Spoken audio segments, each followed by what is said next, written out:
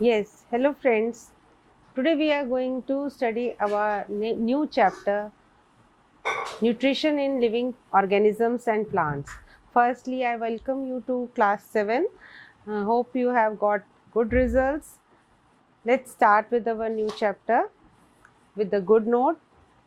Um, आपने last year जब chapter पढ़ा था फूड, तो आपने ध्यान दिया था कि उसमें बहुत बार वर्ड आया था न्यूट्रिएंट्स। तो मुझे पता है आप लोगों को न्यूट्रिएंट्स का मीनिंग अच्छे से पता है। आप कमेंट सेक्शन में लिखो yes. The four main nutrients are carbohydrates, proteins, fats and vitamins and minerals. ये जो न्यूट्रिएंट्स हैं ये हमारी बॉडी के लिए एसेंशियल हैं, क्योंकि हमें वर्क करने के लिए न्यूट्रिएंट्स जो हैं वो एनर्जी प्रोवाइड करते हैं, हमें ग्रो करने में हेल्प करते हैं, हमारे को डिजीज़ से प्रोटेक्ट करते हैं। रेस्ट इस प्रोसेस को जिससे हम न्यूट्रिएंट्स को एब्जॉर्ब कर रहे हैं, that is known as nutrition. Nutrition में जो है हमारे हम बोल सकते हैं the process of obtaining and utilising food by an organism is known as nutrition. So ये हमारी दो बेसिक टर्म्स हैं, इनको आपको लर्न करना है। Next is what are the types of nutrition. हमारे जो अर्थ पे हम लिविंग ऑर्गेनिजम्स हैं हम उनको प्लांट्स और एनिमल्स में डिवाइड कर सकते हैं। इसी तरह से हम न्यूट्रिशन को भी ऑटोट्रॉपिक न्यूट्रिशन और हेट्रोट्रॉपिक न्यूट्रिशन में डिवाइड कर सकते हैं। ऑटोट्रॉपिक न्यूट्रिशन वो मोड ऑफ न्यूट्रिशन है जिसमें ऑर्गेनिजम्स जो हैं वो अपना फूड खुद प्रिपेयर करते हैं, जैसे कि ग्रीन प्लांट्स, और उनमें हम कह सकते हैं कि दे आर ऑटोट्रॉपिक, क्योंकि वो ऑटो का मतलब है सेल्फ और ट्रॉपी मीन्स न्यूट्रिशन। वो अपना फूड खुद प्रिपेयर करते हैं, so they are known as autotrophic. उसके साथ में हमारा next nutrition type of nutrition है, that is heterotrophic nutrition. Heterotropic nutrition means that mode of nutrition in which organisms they prepare their food. They cannot prepare their own food. They take their food from the plants. hetero का मतलब है हेट्रॉन का मतलब है other, यानी कि वो अपना फूड दूसरे प्लांट से या दूसरे ऑर्गेनिज्म से लेते हैं। So look at this diagram, कितने अच्छे से एक साइंस टून बना हुआ जिसमें एंड प्लांट्स जो हैं they are saying that we can prepare our food, and animals they are saying that we are dependent on you for our food. Now let's look at this flow chart that is on modes of nutrition. हमारे जो plants हैं उनको हम दो तरह के plants में, या एनिमल्स हैं उनको दो तरह के प्लांट्स में डिवाइड कर सकते हैं। One is autotrophic nutrition and another is heterotrophic. Autotrophic में आपके आगे ग्रीन प्लांट्स, मगर हेट्रोट्रॉपिक न्यूट्रिशन में आपके कुछ एनिमल्स भी आ जाते हैं, और मैन भी आपका हेट्रोट्रॉपिक है, और उसके अलावा हमारे नॉन ग्रीन प्लांट्स। इस चैप्टर में हम सिर्फ प्लांट्स के बारे में पढ़ने वाले हैं। तो हम प्लांट्स में हमारे 3 टाइप्स ऑफ न्यूट्रिशन है, that is saprophytic saprotrophic nutrition, parasitic nutrition and holozoic nutrition. अब सेप्रोफिटिक न्यूट्रिशन के एग्जांपल्स हैं आपके fungi and mushroom and bread mould and some other bacteria, और पैरासिटिक के एग्जांपल्स हैं आपके दोदर और होलोजोइक के हैं आपके अमीबा या ह्यूमन बींग्स। इनमें जो एक कुछ ऑर्गेनिजम्स ऐसे होते हैं जैसे कि यूग्लिना, जो दोनों ही फीचर्स शो करते हैं, प्लांट्स के भी और एनिमल्स के भी, यानी कि वो ऑटोट्रॉपिक भी हैं, sometimes they are autotrophic and sometimes they are heterotrophic mode of nutrition भी शो करते हैं। So they contain the characteristics of all both the types of organisms. Now let's first talk about the autotrophic mode of nutrition. Autotrophic mode of nutrition में plants जो हैं they do photosynthesis. Photosynthesis क्या होता है हमने last year भी पढ़ा हुआ है। Photosynthesis जो है वो प्रोसेस है जिससे प्लांट्स जो हैं वो अपना फूड खुद प्रिपेयर करते हैं। Photo means light. In the presence of light they and synthesis means to combine.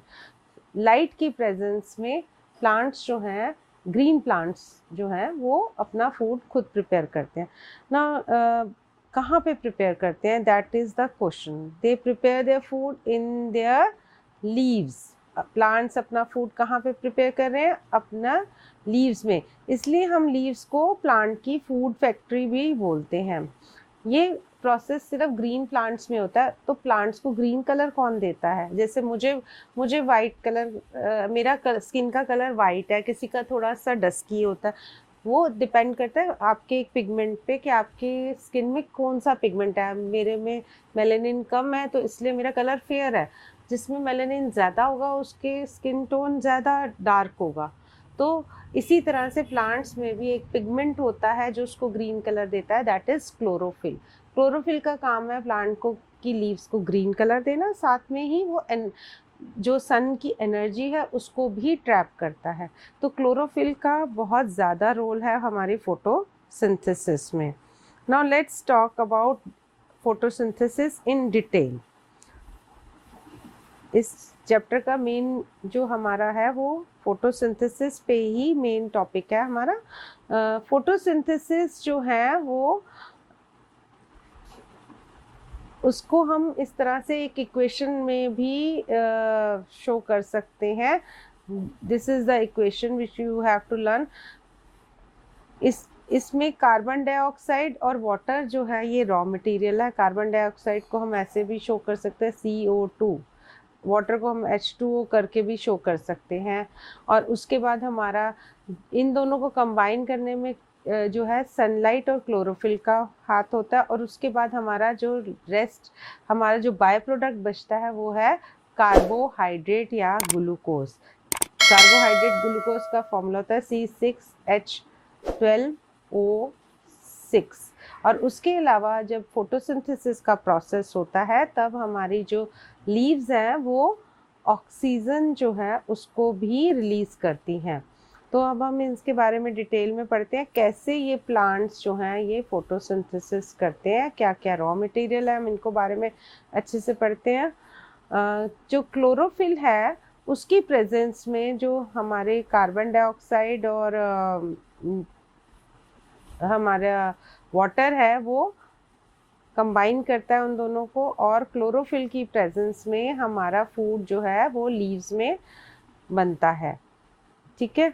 So these are the raw materials which are required for the photosynthesis. सबसे पहला रॉ मटेरियल है हमारा वाटर एंड मिनरल। ये कहाँ से मिलता है?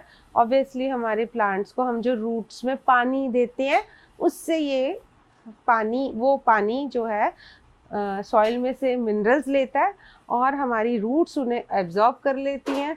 और वो रूट्स में जो वेसल्स होती हैं उससे ये पानी जो है धीरे धीरे स्टेम में आता है। स्टेम से ये लीव्स में जाता है जहाँ पे फोटोसिंथेसिस होता है। ये देखिए ये रूट्स बनी हुई हैं। रूट्स को उन्होंने कट करके दिखाया है और ये रूट हेयर्स हैं जहाँ से पानी इजीली एब्जॉर्ब हो जाता है और आपके रूट्स में आ जाता है। इन जिन वेसल से ऊपर जाता है that is connected to the stem also. Stem में जो है फिर ये वेसल्स जो है सीधा लीव्स की तरफ चली जाती हैं। Now let's talk about next ingredient that is carbon dioxide. जैसे आपकी मम्मी खाना बनाती है तो पहले आटा लेती हैं, आटे के अंदर पानी डालती हैं, फिर आटा गूंथती हैं। The same way the plants are doing. Plant की लीव्स क्या कर रही हैं, उसी तरह से प्लांट के लिए खाना प्रिपेयर कर रही हैं। You can see this is the diagram of leaf. ये लीफ का जो है डायग्राम है जिसके अंदर लीफ का एपिडर्मिस शो किया हुआ है। ये सेल्स हैं लीफ के और इसके अंदर आप टाइनी पोर्स दे रहे हो। लीफ की उल्टी साइड पे अगर आप देखो तो इस तरह से टाइनी पोर्स होते हैं जो कि बहुत टाइनी है, तो हमारे को आइज से दिखते नहीं है, नेकेड आइज से हम नहीं देख सकते, मगर माइक्रोस्कोप से वी कैन सी। ये जो टाइनी पोर्स हैं इनको हम बोलते हैं stomata. Such tiny pores are known as stomata. इन स्टोमेटा को अगर हम माइक्रोस्कोप में एनलार्ज करके देखें तो ये कुछ इस तरह से दिखते हैं। ये स्टोमेटा, इसके अंदर बीन शेप सेल्स होते हैं, they are known as guard cells. ये गार्ड सेल्स कहलाते हैं। ये देखिए ये इस स्टोमेटा को जो है खोलने और बंद करने का काम करते हैं।